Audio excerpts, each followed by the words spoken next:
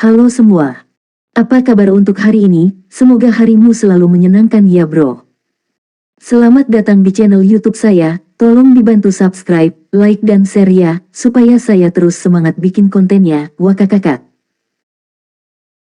Solen 3 chapter 1405 chapter 1405, saya percaya.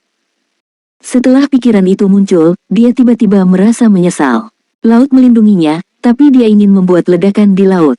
Bukankah itu akan membahayakan banyak makhluk bawah laut? Untuk mengurangi korban manusia dalam perang tersebut, dia memilih untuk mengorbankan sejumlah besar makhluk bawah air.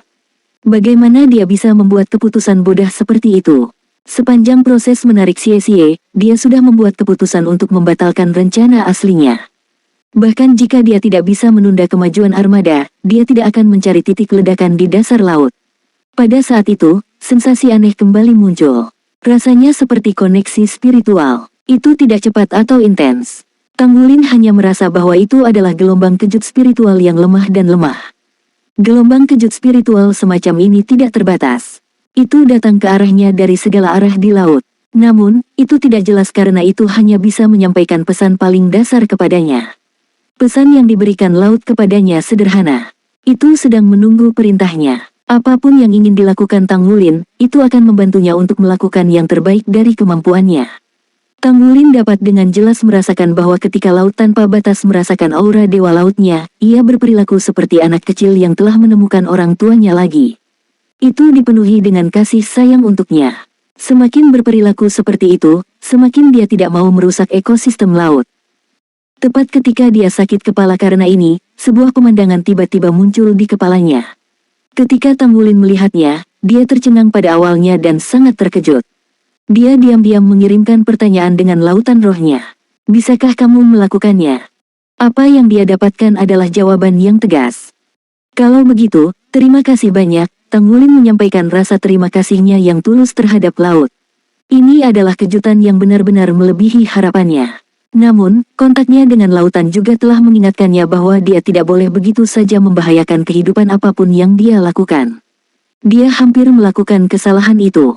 Sebuah bola besar berwarna biru bersinar samar terbang ke arahnya. Ketika dia melihat sosok yang berputar, Tanggulin tidak bisa menahan senyum. Xie pasti sangat ketakutan saat itu. Untungnya, mereka mendapat bantuan dari laut. Kalau tidak, itu akan menjadi sup panas. Sensasi berputar yang intens akhirnya menghilang. Xie merasakan tubuhnya berhenti dan stabil. Yang terjadi setelahnya adalah sensasi mual yang kuat yang membuatnya muntah. Kemudian, dia melihat Tanggulin berdiri di hadapannya dengan tubuhnya terbungkus cahaya kebiruan samar.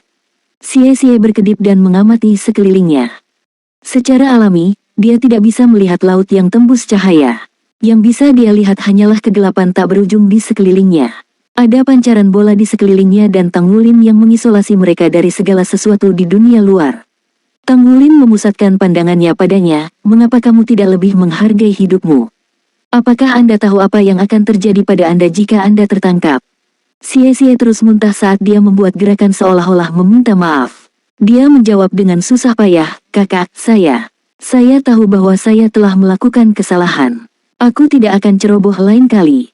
Tanggulin berkata, kekuatan tempur federasi secara keseluruhan akan lebih kuat dari yang kita bayangkan. Jika lawan Anda adalah Douluo Laut tanpa batas sekarang, saya rasa Anda akan ditangkap tepat setelah dia muncul. Jika itu terjadi, saya tidak akan punya cara untuk menyelamatkan Anda. Xie hanya merasakan ketakutan setelah kejadian itu. Kemudian, dia bertanya dengan bingung, tempat apa ini? Ini adalah samudera yang dalam. Kamu harus tetap di sisiku untuk saat ini, jawab Tanggulin tajam. Xie menatapnya dengan kaget. Kakak, bukankah menurutmu kau akan sedikit berlebihan dengan ini? Kedalaman lautan, bagaimana kita masih bisa berbicara? Juga, bagaimana kamu mengantarku ke sini? Tanggulin berkata sambil tersenyum, jika saya memberitahu Anda bahwa saya adalah putra Dewa Laut dan telah mendapatkan dukungan dari lautan, apakah Anda akan mempercayai saya? Aku percaya padamu, jawab Xie tanpa ragu-ragu. Aku akan percaya apapun yang kamu katakan. Saya benar-benar terpesona oleh Anda sekarang. Anda bahkan dapat mengontrol kekuatan laut. Dia tidak menyembunyikan kekaguman yang dia rasakan di dalam hatinya. Dia benar. Bagaimana Tanggulin mengaturnya? Ini terlalu membingungkan. Tanggulin berkata, baiklah, diam sebentar. Tetap di sini di sampingku dan jangan membuat gerakan gegabah. Tekanan air yang ekstrim akan membebani Anda begitu Anda meninggalkan penghalang cahaya ini. Itu bukanlah sesuatu yang bisa dijadikan lelucon. Saya memiliki kristal Boundless Universe yang merupakan objek yang saya warisi dari Paviliun Dewa Laut Akademi Shrek. Penghalang alam semesta tanpa batas ini dibentuk oleh kristal alam semesta tanpa batas. Ia dapat meminjam kekuatan lautan sampai batas tertentu. Tetap diam dan tunggu. Saya perlu waktu untuk membuat masalah bagi armada federal. CSI akhirnya menunjukkan ekspresi seolah-olah dia dipukul dengan kesadaran tiba-tiba, jadi begitulah. Maka tidak ada yang salah dengan mengatakan bahwa Master Paviliun Dewa Laut adalah putra Dewa Laut. Haha, kakak, kamu luar biasa. Jika kita mengetahui ini sebelumnya, kita mungkin tidak membutuhkan kapal selam. Ketika Tanggulin mendengar alur pemikirannya yang eksentrik, dia tidak bisa menahan diri untuk tidak berkata-kata. Diam. Apa yang harus saya lakukan? Tanggulin mengirimkan pertanyaan itu dari hatinya. Secara alami, lautan mengiriminya beberapa pemikiran. Tanggulin merasakannya dalam diam. Lambat laun, dia memahami situasi saat ini dan juga situasi laut. Lautan adalah keajaiban alam terbesar, baik dalam ukuran maupun luas permukaan yang dicakupnya. Itu membentuk sistemnya sendiri. Sebenarnya, itu awalnya di bawah kendali penguasa Plain. Hanya ketika pendiri Sekte Tang San, mewarisi tablet alam Dewa-Dewa Laut, beberapa perubahan terjadi. Setelah mewarisi tablet Dewa Laut, Tang San mendapatkan pengakuan laut secara alami. Saat itu, dia telah melakukan banyak hal untuk lautan. Dalam arti tertentu, penguasa Plain itu juga dewa. Itu adalah pengendali Plain ini dan seluruh planet ini. Bintang Douluo berbeda dari Abyssal Plain. Penguasa Plain hanya memiliki instingnya sendiri, tetapi tidak dapat melakukan sesuatu yang substansial. Ketika dewa sejati turun ke dunia ini, ia tidak bisa mengendalikan tindakan dewa. Ketika Tang San menjadi dewa saat itu, dia tinggal di benua Douluo untuk beberapa waktu. Selama periode ini, lautan memiliki keyakinan kuat bahwa dialah penguasa lautan yang sebenarnya. Oleh karena itu, mulai ada keraguan tentang penguasa Plain. Sebenarnya, ketidakseimbangan dalam ekosistem benua itu terkait erat dengan ketidakmampuan Tuan Plain untuk mengendalikan lautan. Ketika makhluk jiwa berada di ambang kepunahan, makhluk jiwa samudera masih berlimpah. Tang San telah memberi perintah agar monster jiwa samudera membengkak di laut dalam sebanyak mungkin. Selain itu, makhluk jiwa samudera berpegangan satu sama lain. Begitulah cara mereka bertahan dan berkembang. Sementara itu, manusia di permukaan tidak bisa menjangkau mereka. Inilah mengapa monster jiwa samudera sebagian besar tetap diabaikan oleh umat manusia. Penguasa Plain kehilangan kendali atas lautan, oleh karena itu kekuatan kehidupan yang dapat dimanfaatkan secara alami berkurang drastis. Berbagai masalah mulai bermunculan di ekosistem, mempengaruhi keseimbangannya yang rapuh. Perkembangan pesat umat manusia tidak membantu. Mereka menghabiskan sejumlah besar sumber daya dan itu pasti mengarah pada situasi saat ini. Tanggulin memiliki aura Dewa Laut yang ditinggalkan oleh Tang San. Karenanya, ketika dia mengaktifkan aura ini, dia dikenali oleh lautan. Selain itu, dia termasuk orang yang disukai oleh Plain. Dalam arti tertentu, dia diikat ke laut, benua, dan makhluk lain di Plain. The Hairless Douluo tidak pernah tahu bahwa alasan Plain memilih Tanggulin, bahkan alasan mengapa Life Seed memilih Tanggulin, adalah karena garis keturunan Dewa Lautnya. Itu normal bagi orang biasa untuk tidak dapat mendeteksinya. Namun, sebagai penguasa Plain, tidak mungkin dia tidak bisa merasakan garis keturunannya. Meskipun Tanggulin tidak dapat mengendalikan air seperti yang dilakukan ayahnya, dia masih memiliki kekuatan atas kekuatan laut karena pengakuan laut. Dengan kata lain, dia seperti seorang konduktor yang dapat memandu kekuatan samudera sampai batas tertentu. Jika Tang San ada di sana, dia bisa menciptakan ombak besar yang bisa membalikkan seluruh armada federal hanya dengan satu pikiran. Tidak peduli seberapa kuat armada federal, ia tidak bisa melawan seluruh samudera. Namun, jelas bahwa Tanggulin tidak bisa melakukannya. Ini karena dia tidak memiliki kekuatan alam dewa dan dia tidak dapat menjadikan laut sebagai bagian dari dirinya. Dia hanya bisa membimbing sebagian laut. Dia seperti bahan tambahan. Dia bisa, sampai batas tertentu, memaksa lautan untuk menciptakan fenomena alam tertentu. Meski begitu, dia bisa menyebut dirinya anak dewa laut tanpa menahan diri di lautan. Di sini, kekuatan laut yang dimilikinya jauh lebih besar daripada domain manapun yang dilepaskan oleh master jiwa dalam keadaan normal. Bahkan jika Raja Dunia Bawah Douluo mengejarnya ke sini untuk membunuhnya, akan sangat sulit di laut. Setelah dia memahami kondisinya, Tang Wulin tahu apa yang harus dia lakukan selanjutnya. Dia harus menjadikan dirinya medium untuk menyelesaikan tugas yang telah dia diskusikan dengan lautan sebelumnya.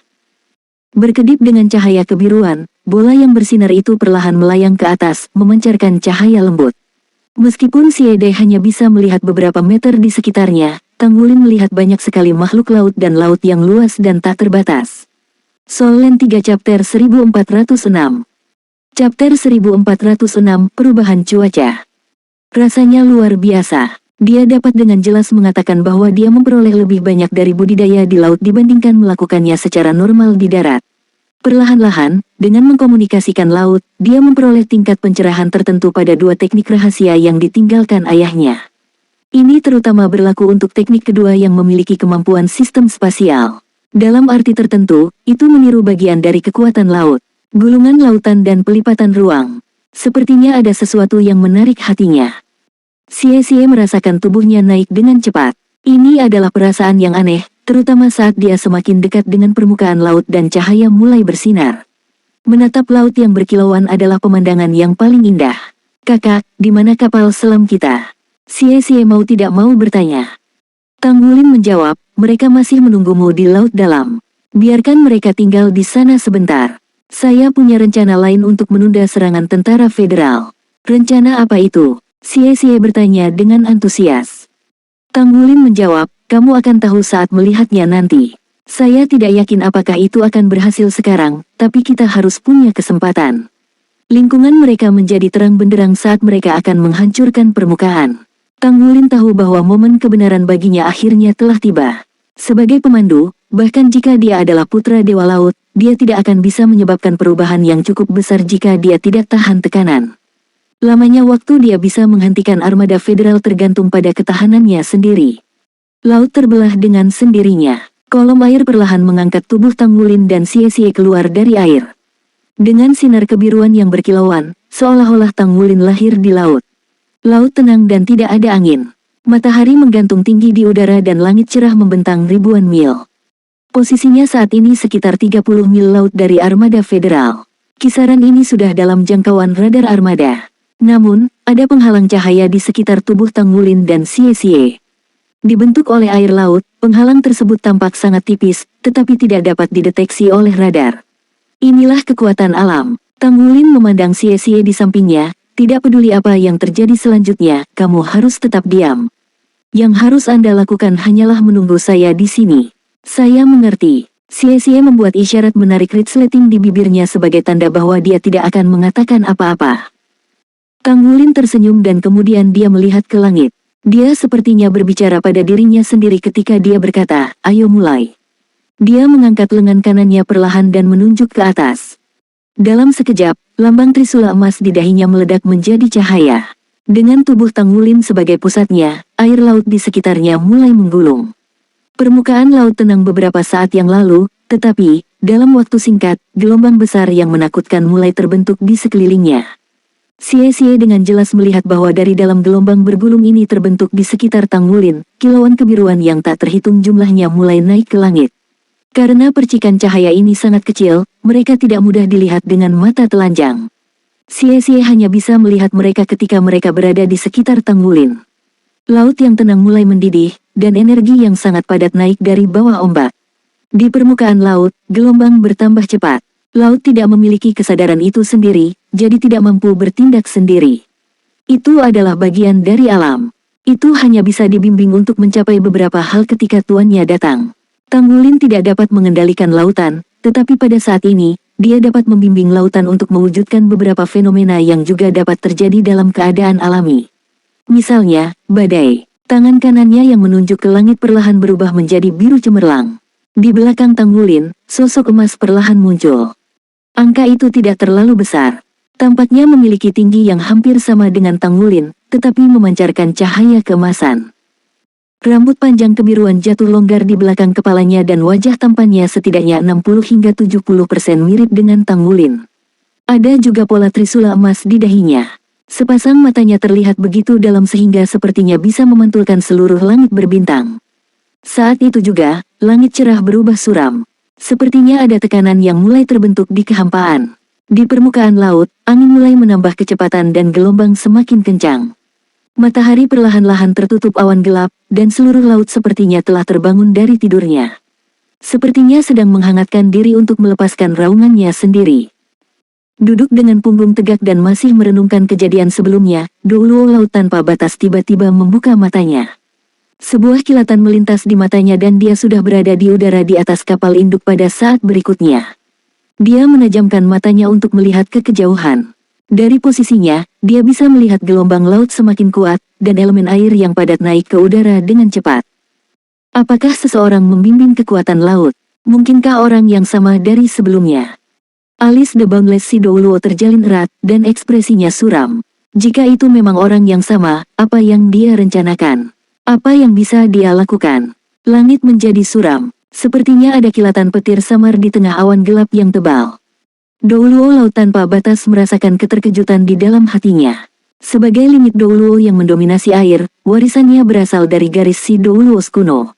Ia dilahirkan dengan keintiman alami dengan lautan. Akan tetapi, pada saat itu juga, dia merasa bahwa laut seperti mengeluarkan lolongan yang keras. Dia merasa kesulitan untuk mengontrol laut di sekitar kapal induk juga. Sungguh orang yang tangguh. Kekuatan macam apa yang harus mereka miliki untuk dapat mencapai prestasi seperti itu? Perhatian, semua unit, siapkan aliansi strategi. Semua unit tidak boleh melakukan gerakan gegabah dan menunggu perintah saya. Chen Xinji segera memberi perintah untuk menenangkan pasukannya. Pada saat yang sama, dia sudah bergerak dengan kecepatan membutakan menuju epicentrum badai yang dia rasakan muncul jauh. Dia ingin melihat orang seperti apa yang mampu membuat gangguan seperti itu di lautan dan bahkan membuat laut menolaknya. Meskipun cuaca di laut tidak dapat diprediksi, masih jarang langit tiba-tiba berubah menjadi badai ketika cuaca sangat cerah beberapa saat yang lalu. Selain itu, dia bahkan bisa merasakan bahwa kekuatan laut menolaknya, Douluo Laut Tanpa Batas. Ini jelas bukan sesuatu yang biasa. Apa yang membuat laut bertindak seperti ini? Tak diragukan lagi, ini bukanlah fenomena alam. Seseorang pasti telah memandu kekuatan lautan, atau mungkin binatang laut yang kuat adalah penyebabnya. Jika itu adalah makhluk jiwa samudra yang mampu membuat laut mengusirnya, seorang kuasigot, maka itu pasti binatang besar dengan basis budidaya yang kuat. Mungkin itu adalah penguasa lautan yang sebenarnya. Jika itu adalah manusia, maka tidak ada keraguan bahwa orang itu milik kekaisaran bintang Luo. Terlepas dari itu, mereka berdua adalah makhluk yang tidak mereka perhitungkan dalam rencana mereka. Bentrokan guntur memecah keheningan yang dibawa oleh badai gelap. Langit tiba-tiba berkedip dengan cepat saat kumpulan besar petir mulai berdenyut. Puluhan kilat membentuk jaring listrik raksasa yang melintasi langit. Baut petir melesat ke bawah terus-menerus saat menusuk permukaan laut. Guntur yang menggelinding terdengar seperti auman langit dan bumi. Riak-riak terbentuk di permukaan laut yang bergetar, dan petir tebal serta elemen air berkelok-kelok di udara, menyebar keluar. Sepertinya tidak ada akhir bagi mereka. Tanggulin mendongak ke langit, dan suara yang sedikit cemas terdengar di dalam hatinya. Sepertinya mendesaknya untuk melakukan sesuatu. Senyum tipis muncul di wajah Tanggulin. Dia mengepakkan sepasang sayap Raja Naga Emas di belakangnya dan tubuhnya melesat ke atas. Sie-sie ditarik bersama pendakiannya. Mereka terbang menuju awan guntur di udara. Soul Land 3 Chapter 1407. Chapter 1407 Asimilate, Thundercelap Netherfin. Kakak, apakah kamu sudah gila? Sie-sie sangat ketakutan sehingga jiwanya sepertinya telah meninggalkannya.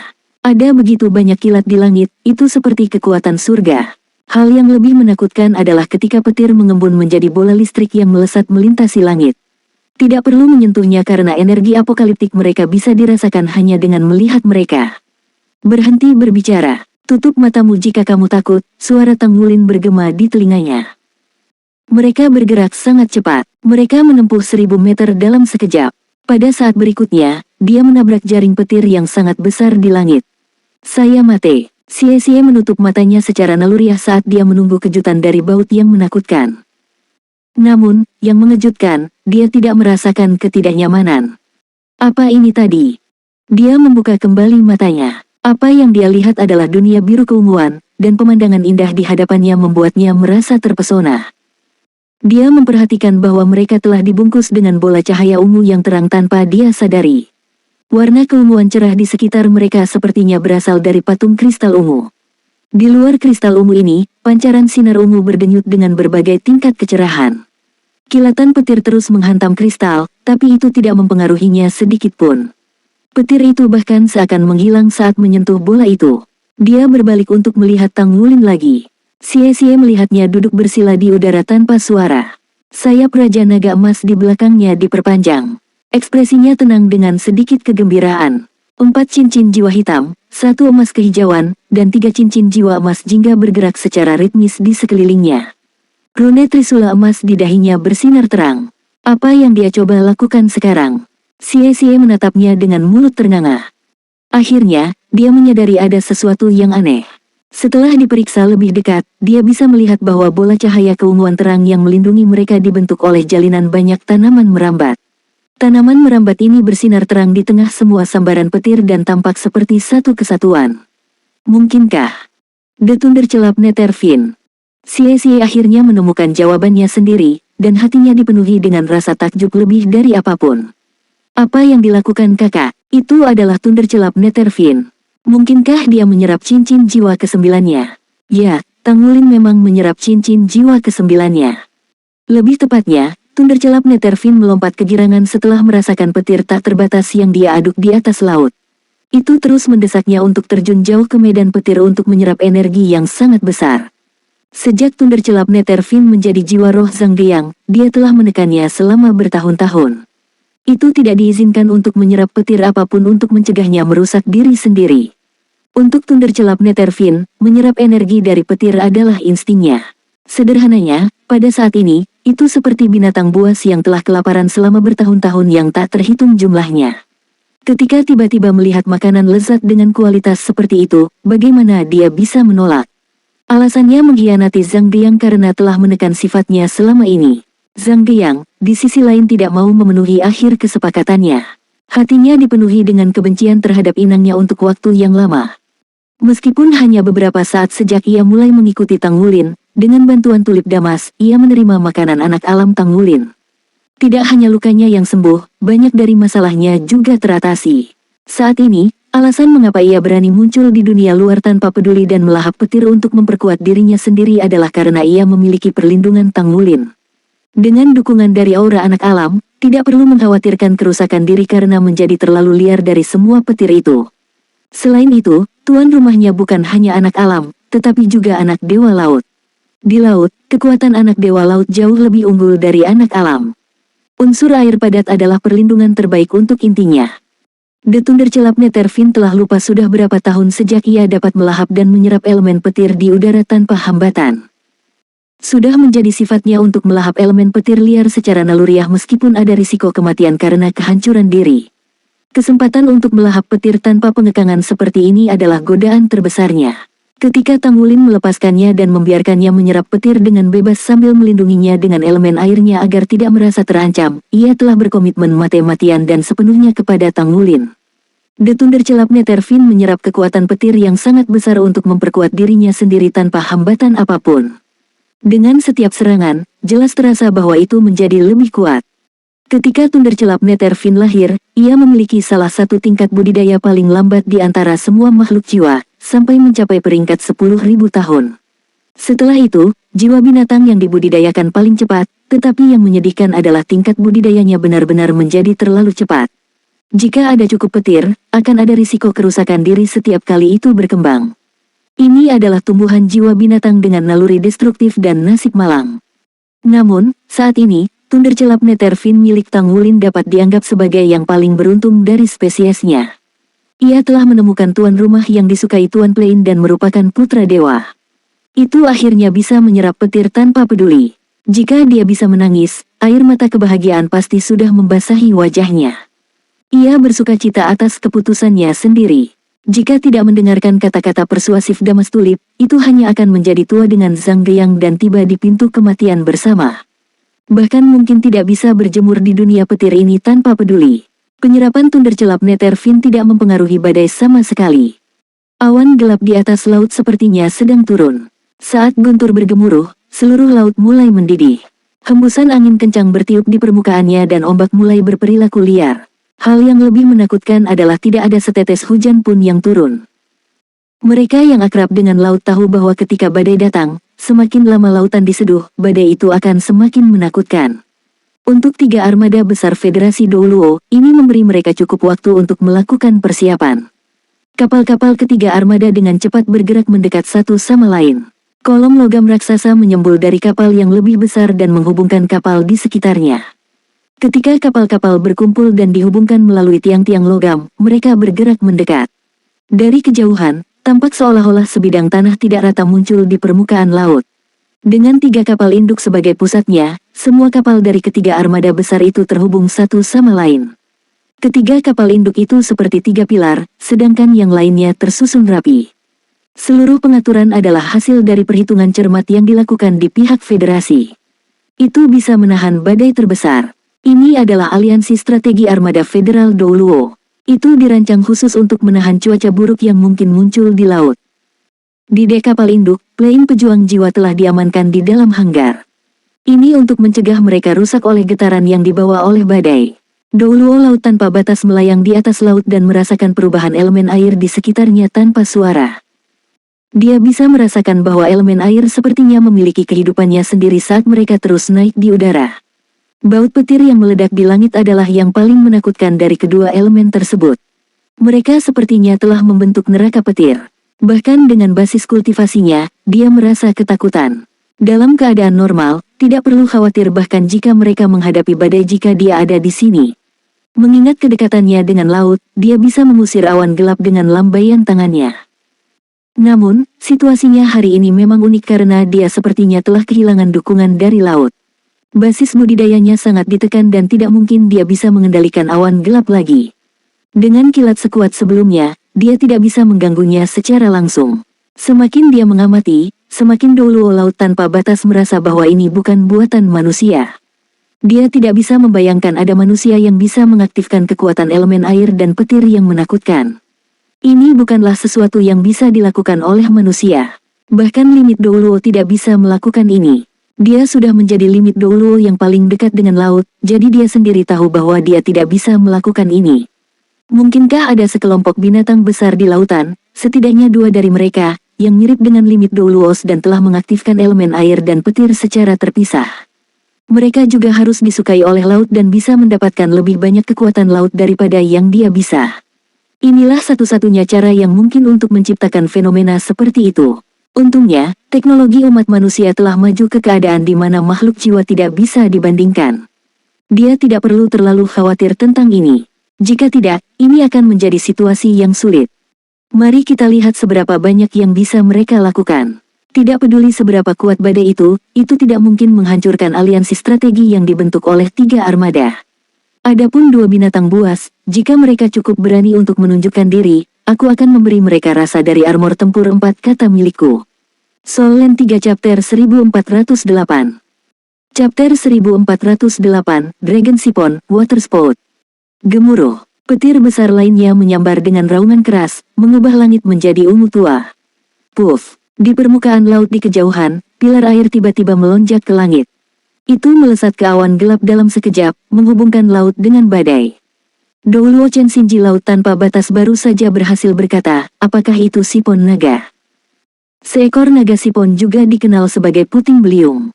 Itu adalah tornado di laut yang hanya akan muncul dalam keadaan yang sangat jarang, tapi sangat merusak. Itu adalah kombinasi dari angin dan air. Lebih penting lagi, kemunculan sipon naga memiliki efek yang signifikan pada pikiran seseorang. Puff, ada suara lain, kali ini di sayap belakang. Naga sipon lain telah muncul. Segera setelah itu, aliran Dragon Siphons, berjumlah puluhan, muncul secara berurutan di sekitar armada.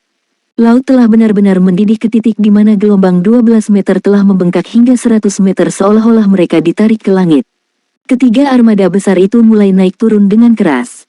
Untungnya, ada aliansi strategi yang menghubungkan kapal-kapal itu menjadi benda besar seperti daratan. Itu berhasil menstabilkan armada sementara bahkan ketika arus deras melonjak di sekitarnya. Ekspresi Chen Shinji berubah sangat tidak menyenangkan, saat dia terus mengirimkan pesanan satu demi satu. Dibandingkan dengan kekuatan alam, teknologi umat manusia mampu menghancurkan tetapi tidak mampu mengendalikan. Laut bisa dikatakan sebagai kekuatan alam yang terkuat.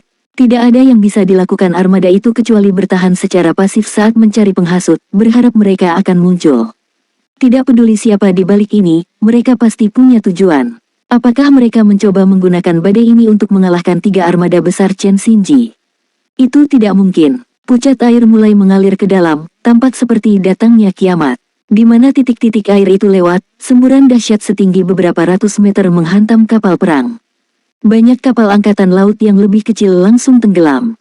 Kapal-kapal ini kemudian diangkat ke permukaan laut melalui hubungan aliansi strategi dengan kapal perang yang lebih besar. Ketika puting beliung datang langsung menuju mereka, semua kru hanya bisa berpegangan pada struktur kokoh di sisi kabin untuk menstabilkan diri. Untungnya, semua kabin di dalam kapal perang dilengkapi dengan kunci kedap udara. Kalau tidak, banjir besar seperti itu sudah memenuhi mereka dengan air. Inilah kekuatan alam. Chen Xinji tetap ditangguhkan di udara. Tidak ada yang bisa menghubunginya, apakah itu air laut atau petir. Karena hantaman puting beliung dan ombak setinggi ratusan meter, 3 armada besar yang dihubungkan oleh aliansi strategi naik turun. Mereka berada di bawah tekanan ombak, dan kapal-kapal itu kadang-kadang terlempar ke udara, terbanting ke air ketika turun. Chen Xinji dapat mengetahui bahwa gelombang yang menakutkan itu mendorong armada terlalu cepat, membuat radar tidak berguna. Semuanya hanya bisa diperiksa ketika badai telah berlalu. Bahkan kru yang telah menjalani sebagian besar hidup mereka di laut belum pernah menyaksikan pemandangan bencana seperti itu sebelumnya. Pengeroyokan yang kejam membuat mereka mual, yang hanya bisa mereka tahan dengan pahit. Untungnya, mereka memiliki aliansi strategi. Jika tidak, kapal induk mungkin satu-satunya yang selamat dalam badai sisik ini. Sangat mungkin bahwa bahkan kapal perang akan berada dalam bahaya sementara kapal yang lebih kecil pasti akan terbalik. Umumnya, badai datang dan berlalu dengan cepat, tetapi sepertinya yang satu ini sama sekali tidak berniat untuk berhenti. Sebaliknya, kekerasan tampaknya semakin meningkat. Hal ini telah mengganggu para kru karena pukulan yang kuat itu melelahkan. Namun demikian, mereka masih harus bangkit dan menanggapi situasi yang sesuai. Bagian dalam dari 3 armada besar telah menjadi kacau balau. Hujan deras turun seolah-olah langit dikeringkan. Bahkan air hujan pun berbau asin dan amis. Tampak jelas bahwa hujan itu akibat air laut yang tersedot ke langit sebelum turun ke bawah. Di dalam tirai besar tetesan air, penglihatan Doulo Chen Xinji laut tanpa batas sangat terganggu sehingga dia tidak punya pilihan selain kembali ke kapal induk. Dia menutup pintu ruang kendali pos komando. Meskipun tubuh Chen Xinji tetap tidak tersentuh oleh setetes air hujan, ekspresinya lebih stagnan daripada kolam manapun. Itu semua adalah hamparan putih yang luas di dunia luar. Bahkan kapal induk itu naik turun dengan intens meskipun ukurannya. "Hallmaster, apa yang harus kita lakukan sekarang?" tanya seorang perwira jenderal besar Parubaya yang juga seorang dewa perang dari Balai Dewa Perang. Meskipun ruang kendali masih bergetar, dia berdiri kokoh seperti paku yang tertancap di tanah. "Tunggu," kata Chen Xinji dengan singkat dan komprehensif.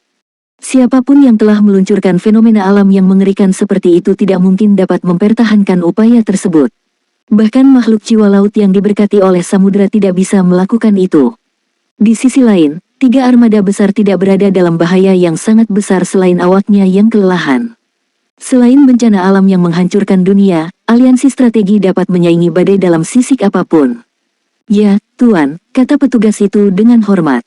Chen Xinji mengerutkan kening dalam-dalam. Tidak ada keraguan bahwa situasi ini akan menunda operasi mereka melawan Kekaisaran Bintang Luo kali ini. Setelah badai dalam sisik ini, para perwira dan orang-orang perlu istirahat dan memulihkan diri terlebih dahulu sebelum mempertimbangkan hal lain. Armada perlu diperiksa untuk melihat apakah ada kerusakan pada lambung kapal. Hanya menunggu yang bisa mereka lakukan dalam situasi ini, karena mereka masih tidak tahu apa yang sedang terjadi.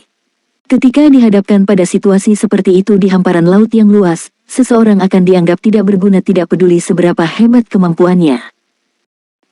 Di Kekaisaran Bintang Luo, Dai Tianling menggigil keras sekali sebelum dia berdiri dari kursi tahtanya. Apa? Berdiri di depannya, Roh Kudus Doulo membuatnya merasa bingung dan kacau. Dia benar-benar terlalu cantik, cantik dan murni, seolah-olah dia berasal dari dunia lain. Meskipun sepenuhnya menyadari bahwa dia berusia lebih dari 100 tahun dan juga Feng Hao Doulo peringkat limit Doulo, Kaisar tidak dapat menahan perasaan bingung ketika dia pertama kali melihatnya sekilas. Bagaimanapun, dia segera berdiri karena terkejut setelah mendengar kata-kata Roh Kudus Doulo. Meskipun mereka telah mengerjakan persiapan selama ini dan mereka juga sangat menyadari bahwa federasi akan segera berperang melawan Kekaisaran Bintang Luo dan Kekaisaran Roh Do, mereka tidak pernah berharap itu akan terjadi pada mereka secepat ini. Musuh sudah dekat, tapi dia benar-benar bingung. Menurut kata-kata Roh Kudus Do Luo, itu akan memakan waktu paling lama 3 hari lagi bagi pasukan besar untuk dikerahkan di sepanjang perbatasannya. Dia tidak tahu tentang kapasitas tempur spesifik dari 3 armada besar, tetapi dia memiliki ide yang akurat berkat layanan perakiraan cuaca di Kerajaan Bintang Luo. Star Luo Empire juga memiliki rahasia batinnya sendiri, tetapi pada saat yang sama, mereka memahami bahwa masih ada perbedaan besar antara mereka dan federasi dalam hal teknologi jiwa mereka serta master jiwa veteran mereka. Itu adalah masalah besar bagi musuh untuk datang tiba-tiba ketika mereka belum menyiapkan respons yang tepat. Jika mereka tidak berhati-hati, mereka bisa terancam digulingkan. Apa yang harus saya lakukan? Dai Tianling harus menahan diri untuk tidak meneriakkan kata-kata ini. Dia menarik napas dalam-dalam untuk menenangkan emosinya, dan kemudian, dia segera berkata kepada pengawalnya, kirimkan perintah saya ke perwira sipil dan militer untuk pertemuan pengadilan segera guna membahas urusan kekaisaran. Tidak ada cara untuk segera menanggapi. Meskipun kami sudah mulai menyiapkan senjata yang dibawa oleh Sekte Tang, kami masih tidak dapat menyelesaikan semua persiapan dalam 3 hari. Kami membutuhkan waktu untuk proses transportasi, instalasi, dan debugging. Yang Mulia, apakah ada hal lain dari pernyataan guru Sekte Tang? Bolehkah kami mengundang Anda untuk tinggal sementara untuk membantu kami? Dai Tianling benar-benar sedikit cemas kali ini. Dia tidak punya waktu untuk memikirkan perselingkuhan kecil antara putrinya dan Tang Wulin karena tidak ada yang lebih penting daripada melindungi kekaisaran sekarang. Yali menggelengkan kepalanya dan berkata dengan cemberut, maaf, Yang Mulia. Saya harus kembali secepat mungkin. Namun, harap tenang. Wulin sedang mencari cara. Saya memberitahu Anda atas namanya, saya percaya dia akan melakukan yang terbaik untuk menemukan cara untuk menghentikan kedatangan 3 armada besar. Namun, kami tidak bisa menyebutkan berapa lama dia bisa menahannya. Saya akan membantunya dalam hal itu. Harap percepat persiapan yang diperlukan di pihak Anda. Pada saat yang sama, mohon-mohon kerajaan Do Spirit untuk bersiap juga.